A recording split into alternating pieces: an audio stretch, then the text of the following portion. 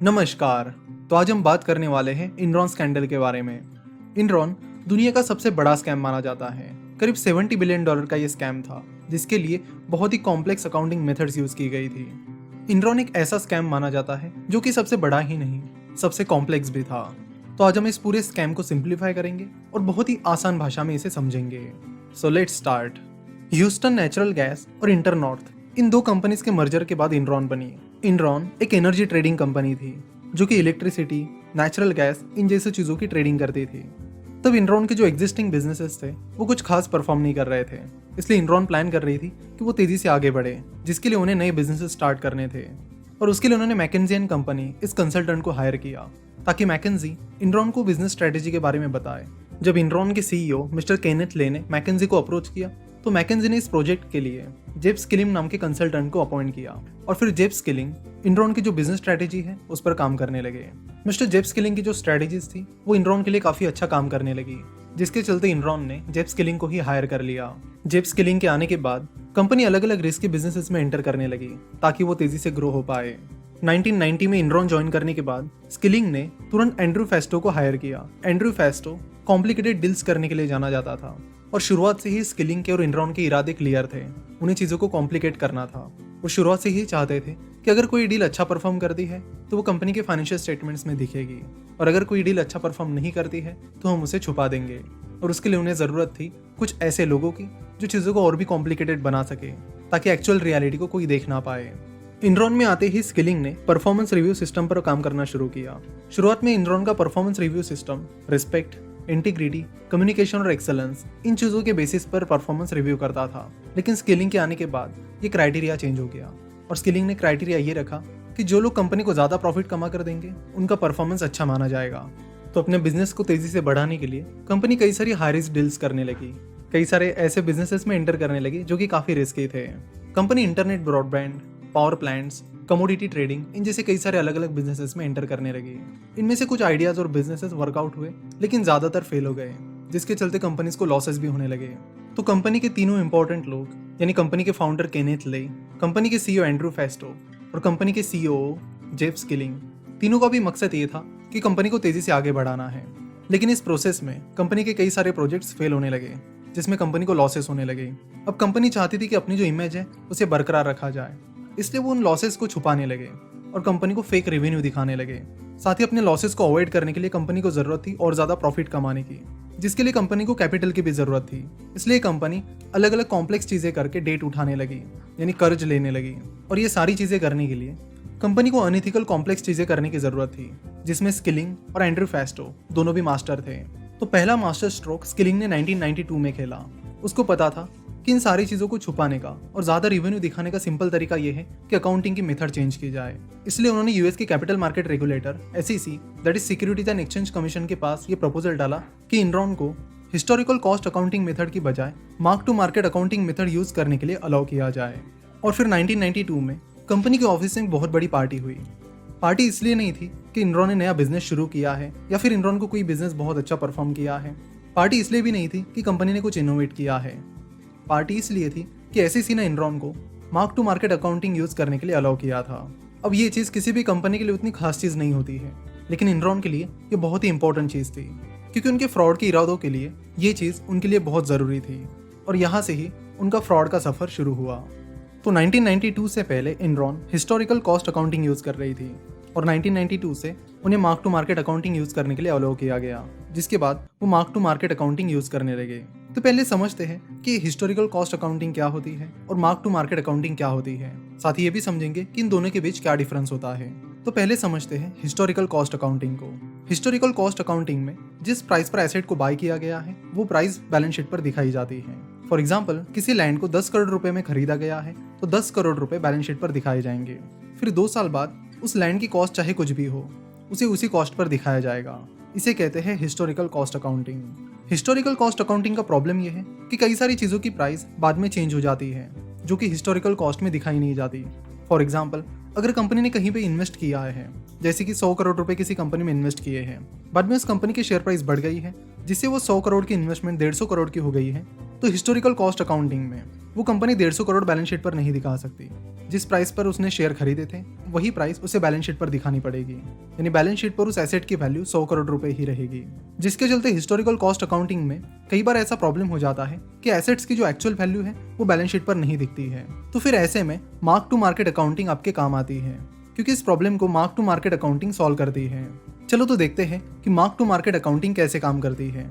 Mark to market accounting company की जो actual market value है उसके बेसिस पर एसेट की वैल्यू डिसाइड करती है।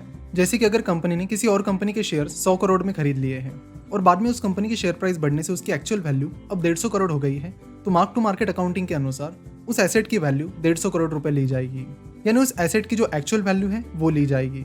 साथ ही अगर कंपनी ने कोई लैंड खरीदी है जो कि उन्होंने 10 करोड़ में खरीदी है और उस लैंड की वैल्यू भी 15 करोड़ हो गई है, तो मार्क टू मार्केट अकाउंटिंग में उस लैंड की वैल्यू 15 करोड़ ली जाएगी। लेकिन अब ये कैसे पता चलेगा कि उस लैंड की वैल्यू 15 करोड़ ही है? क्योंकि जब शेयर्स की बात होती है तो शेयर स्टॉक एक्सचेंज पर लिस्ट होते हैं, जिसके चलते उनकी एक्चुअल वैल्यू सभी को पता होती है। लेकिन लैंड्स और कई सारी कंपनी की डील्स जो होती है उनकी एक्चुअल वैल्यू लोगों को पता नहीं होती और उसमें एस्टिमेट्स यूज किए जाते हैं और कंपनी अपने इंटरनल एस्टिमेट लेकर उन एसेट्स की वैल्यू डिसाइड करती है। तो जब एस्टिमेट्स की बात आती है तो उसमें एरर भी हो सकते हैं और इसी चीज का इनरॉन ने फायदा लिया। इनरॉन अपने एसेट्स को मार्क टू मार्केट मेथड से काफी बढ़ा कर दिखाने लगे। अगर किसी एसेट की वैल्यू $10 मिलियन है तो उसे $50-60 मिलियन दिखाने लगे, जिससे कंपनी की बैलेंस शीट काफी स्ट्रांग बनती चली गई।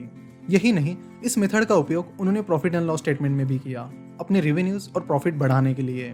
कंपनी के कई सारे पावर प्लांट्स ऐसे थे जो कि कुछ काम के नहीं थे और मार्केट में उनकी वैल्यू भी कुछ नहीं थी। उनकी वैल्यू कंपनी ने काफी बढ़ा चढ़ा कर दिखाई।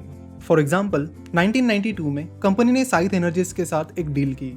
इस डील के अनुसार कंपनी साइथ एनर्जीज को अगले 20 सालों के लिए 195 मिलियन क्यूबिक फीट गैस हर दिन प्रोवाइड करेगी। इस कंप्लीट डील की वैल्यू $3.5 से $4 बिलियन के करीब मानी जा रही थी।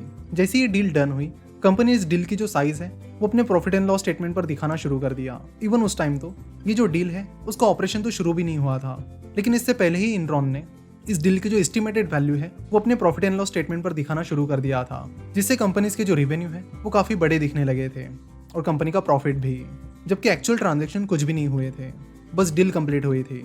इनरॉन ने आगे चलकर अपना फाइबर ऑप्टिक बिजनेस भी शुरू किया था, जिसके चलते उन्होंने ब्लॉकबस्टर इस वीडियो ऑन डिमांड कंपनी से डील की थी, जिसके चलते कंपनी आने वाले 20 सालों के लिए ब्लॉकबस्टर को फाइबर ऑप्टिक नेटवर्क्स प्रोवाइड करेगी। ये डील $112 मिलियन की थी। जैसे ये डील कंप्लीट हो गई, कंपनी ने तुरंत अपनी सर्विसेज ब्लॉकबस्टर को प्रोवाइड करने से पहले ही रेवेन्यूज और प्रॉफिट एंड लॉस स्टेटमेंट पर दिखाना शुरू किया। तो इस तरह mark to market accounting method से कंपनी अपने सारे फिगर्स को मैनिपुलेट कर रही थी और उन्हें काफी बढ़ाकर दिखा रही थी। जैसे कि 1996 में इनरॉन का रेवेन्यू $13 बिलियन था और प्रॉफिट $584 मिलियन था।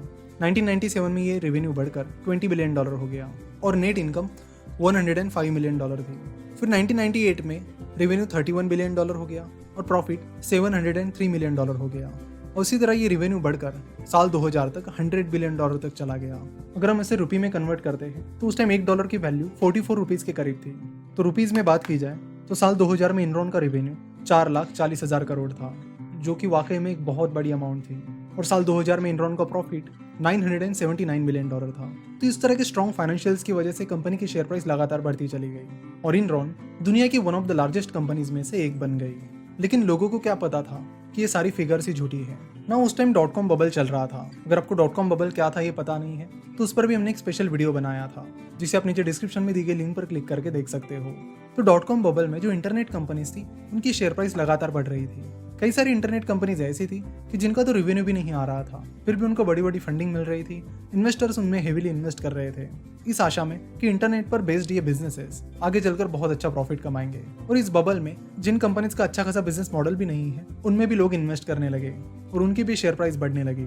हमने देखा कि साल 1992 से इनरॉन लगातार मार्क टू मार्केट अकाउंटिंग की मदद से अपने रेवेन्यूज और प्रॉफिट्स दोनों को बढ़ा चढ़ा कर दिखा रही थी। लेकिन कंपनी इस भरोसे पर थी कि आगे चलकर वो अच्छा खासा प्रॉफिट दिखा देगी और जो भी लॉसेस उन्हें हो रहे हैं और जो भी चीजें उन्हें छुपानी पड़ रही है उन्हें कवर अप कर लेगी। तो एक्चुअल में तो कंपनी के पास कोई खास रेवेन्यू आ नहीं रहा था, ना ही कंपनी को कोई प्रॉफिट हो रहा था। तो ऐसे में कंपनी कैसे चलेगी? ऐसे में कंपनी को जरूरत होगी कैपिटल की। अब सवाल ये आता है कि कैपिटल भी क्या रीजन देकर उठाए। अगर कंपनी कैपिटल उठाती तो इन्वेस्टर्स बोलते कि आपको अच्छा खासा रेवेन्यू कमा रहे हो, आप तो अच्छा खासा प्रॉफिट कमा रहे हो, फिर आपको कैपिटल की क्या जरूरत। लेकिन रियलिटी तो अलग थी। रियलिटी ये थी कि कंपनी को लॉसेस पर लॉसेस हो रहे थे। तो जेफ स्किलिंग और एंड्रयू फेस्टो इन दोनों ने इसका भी सोल्यूशन निकाला कि पैसा कहाँ से आ सकता है, और इस कैपिटल का इंतजाम करने के लिए उन्होंने और एक कॉम्प्लेक्स चीज का इस्तेमाल करना शुरू किया जिसका नाम है SPV, that is special purpose vehicle, जिसे स्पेशल पर्पज एंटिटी भी कहा जाता है। चलो तो देखते हैं कि ये स्पेशल पर्पज व्हीकल क्या होते हैं। जनरली जब किसी कंपनी को किसी रिस्की बिजनेस में एंटर करना होता है तो वो स्पेशल पर्पज एंटिटी के जरिए वो काम करती है ताकि उस बिजनेस की कोई भी रिस्क उस मेन कंपनी की बैलेंस शीट पर ना आए। जैसे कि फॉर एग्जांपल मान लेते हैं कि ABC नाम की कोई पावर कंपनी है। कंपनी चाहती है कि वो एक नया बिजनेस स्टार्ट करे रिन्यूएबल एनर्जी का, लेकिन उस बिजनेस में रिस्क काफी ज्यादा है, इतना ज्यादा कि वो जो एग्जिस्टिंग कंपनी है उसकी बैलेंस शीट खराब कर सकती है और ABC कंपनी को उसका बड़ा नुकसान भी हो सकता है। तो ऐसे केस में ABC कंपनी एक स्पेशल पर्पज व्हीकल फॉर्म करेगी और उसके जरिए उस बिजनेस को चलाएगी। पूरा बिजनेस फेल हो जाता है या बैंकरप्ट हो जाता है तो उसका कोई भी असर ABC कंपनी पर नहीं होगा। अब बात करते हैं कि इनरॉन ने स्पेशल पर्पज व्हीकल का इस्तेमाल कैसे किया और कैसे उन्होंने और कॉम्प्लेक्स करके उनके इन्वेस्टर्स और लेंडर्स दोनों को कंफ्यूज किया। तो अपने कैपिटल रेज करने की प्रॉब्लम को सॉल्व करने के लिए इनरॉन ने कई सारे स्पेशल पर्पज व्हीकल्स फॉर्म किए। कंपनी उन स्पेशल पर्पज व्हीकल्स को अपने कुछ एसेट्स ट्रांसफर करती थी, जिसकी वजह से उन स्पेशल पर्पज व्हीकल्स की बैलेंस शीट पर एसेट्स दिखाई देते थे और फिर उन एसेट्स के बेसिस पर वो स्पेशल पर्पज व्हीकल बैंक्स और बाकी फाइनेंशियल कंपनीज से लोन लेते थे और फाइनली ये लोन इनरॉन को ट्रांसफर किया जाता था। और जैसे ये पैसा उस स्पेशल पर्पज व्हीकल के पास आ जाता था, वो स्पेशल पर्पज व्हीकल उन पैसों को इनरॉन को ट्रांसफर करते थे। इनरॉन के उन स्पेशल पर्पज व्हीकल्स ने JP Morgan Chase, Citigroup, Morgan Stanley और Canadian Imperial Bank of Commerce इन जैसी बड़ी बड़ी बैंक से पैसा लोन पर लिया था। कई बार जब बैंक्स उन एसेट्स पर लोन देते थे तो वो एक्स्ट्रा गारंटी भी मांगते थे, तो इनरॉन अपनी तरफ से उन्हें स्पेशल गारंटी प्रोवाइड करती थी। तो इस पूरे स्ट्रक्चर का इनरॉन ने दो तरह से फायदा लिया। पहला तो जिन एसेट्स को वो उन स्पेशल पर्पज एंटिटी को ट्रांसफर करते थे उसे वो कंपनी का सेल बताते थे। अपने फाइनेंशियल स्टेटमेंट्स पर वो ये नहीं दिखाते थे कि कंपनी ने अपने एसेट्स उन स्पेशल पर्पज व्हीकल को ट्रांसफर किए हैं, वो ये दिखाते थे कि कंपनी ने अपने प्रोडक्ट्स या सर्विसेज उन स्पेशल पर्पज व्हीकल्स को बेचे हैं और उसका रिवेन्यू फिर इनरॉन अपने फाइनेंशियल स्टेटमेंट्स पर दिखाता था। साथ ही इस पूरे स्ट्रक्चर के बाद जो भी लोन उन स्पेशल पर्पज व्हीकल को मिलता था वो इनरॉन खुद को ट्रांसफर कर लेता था, जिससे इनरॉन की बैलेंस शीट पर ना लोन रहता था। साथ ही जिन एसेट्स को वो उन स्पेशल पर्पज व्हीकल को ट्रांसफर करते थे उसे वो अपना रिवेन्यू भी दिखाते थे। तो इस सारी स्ट्रक्चर की वजह से इनरॉन का रिवेन्यू भी बढ़ गया, साथ ही बैलेंस शीट पर डेट भी नहीं दिखा। तो इनरॉन अंदर से ये सारी चीजें कर रहा था, लेकिन बाहर से कंपनी सब लोगों को बड़ी अट्रैक्टिव दिख रही थी। जिस स्पीड से इनरॉन के अलग अलग बिजनेसेस बढ़ रहे थे उससे सब लोगों को लग रहा था कि इनरॉन बहुत तेजी से एक्सपांड कर रही है। फॉर्च्यून मैगजीन ने तो इनरॉन को लगातार 6 साल अमेरिका की सबसे इनोवेटिव कंपनी के तौर पर सिलेक्ट किया। तो इन सब चीजों के चलते इनरॉन की शेयर प्राइस लगातार बढ़ने लगी और $20 से बढ़ते बढ़ते $90 के भी ऊपर चली गई, जिसके चलते इनरॉन का मार्केट कैपिटलाइजेशन $70 बिलियन के करीब चला गया। जैसे ये .com बबल बस्ट हुआ, यानी इन्वेस्टर्स को लगा कि इंटरनेट कंपनीज अब रेवेन्यू नहीं कमा रही है और वो प्रॉफिट भी नहीं कमा पा रही है, उसके बाद लोग इंटरनेट कंपनीज के शेयर्स बेचने लगे। रियलिटी देखने के बाद उन्होंने उन कंपनी से ध्यान हटा दिया, जिसके चलते मार्केट में कैपिटल की शॉर्टेज होने लगी और इनरॉन जो कि लगातार हर साल लॉसेस में था लेकिन फाइनेंशियल स्टेटमेंट्स पर प्रॉफिट दिखा रहा था, उसे भी प्रॉब्लम होने लगी। और फिर जब अक्टूबर 2001 में इनरॉन ने $618 मिलियन का लॉस दिखाया तो वो सबके लिए शॉक था कि अगर कोई कंपनी बहुत अच्छा रेवेन्यू दिखा रही है, बहुत अच्छे प्रॉफिट्स दिखा रही है और उसके फाइनेंशियल स्टेटमेंट्स भी बहुत स्ट्रांग है, ऊपर से उसका डेट भी कम है, तो ऐसे में कंपनी को इतना बड़ा लॉस कैसे हो सकता है। जिसके चलते SEC ने इस पूरे मामले की तहकीकात करना शुरू किया और फिर नवंबर 2011 में SEC को पता चला कि इनरॉन ने बहुत बड़ा फ्रॉड किया है और अपने फाइनेंशियल फिगर्स को बढ़ा चढ़ा कर दिखाना, साथ ही कॉम्प्लेक्स चीजों का इस्तेमाल करके इन्वेस्टर्स को कंफ्यूज करना, इन सब चीजों की मदद से कंपनी ने एक बहुत बड़ा फ्रॉड किया है। फिलहाल फिनोवेशंस में स्कॉलर फीस चल रहा है, जिसमें हमारे सारे कोर्सेज पर फ्लैट 33% ऑफ दिया जा रहा है बिना कोई टर्म या कंडीशन के। साथ ही इन ऑफर्स में कोर्सेज की जो वैलिडिटी है वो 1 साल से बढ़ाकर लाइफ टाइम की जाएगी।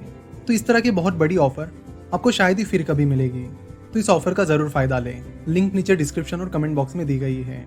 वीडियो देखने के लिए और हमसे जुड़े रहने के लिए आपका बहुत बहुत धन्यवाद।